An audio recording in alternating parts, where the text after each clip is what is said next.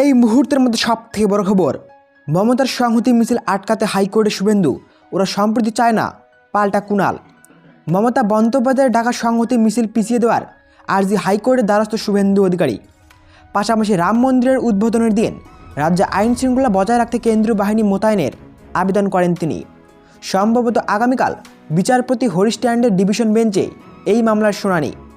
22শে জানুয়ারি অর্থাৎ অযোধ্যায় রাম মন্দির উদ্বোধনের দিন রাস্তায় নামতে চলেছেন তৃণমূল কংগ্রেস সুপ্রিমো মমতা বন্দ্যোপাধ্যায়। ওই দিন খাস কলকাতায় সংহতি মিছিলে হাঁটবেন মমতা।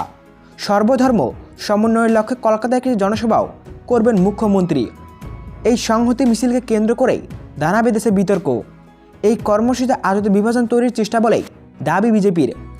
বুধবার সকালে ওই সংহতি মিছিল পিছিয়ে দেওয়ার আর্জি নিয়ে হাইকোর্টের দ্বারস্থ হলেন বিরোধী দলনেতা শুভেন্দু অধিকারী। আগামীকাল এই মামলার শুনানির সম্ভব না। বিজেপির দাবি, তৃণমূল আজতে বিভাজনের রাজনীতি করছে।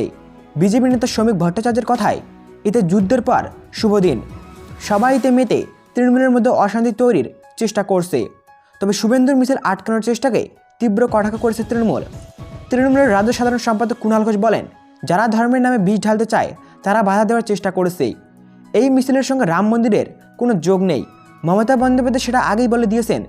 22 তারিখে যে মিছিল হচ্ছে তার উদ্দেশ্য সংহতি সম্প্রীতি বজায় রাখা। শুভেন্দু সম্প্রীতি চায় না, তাই আদালতে গিয়েছেন।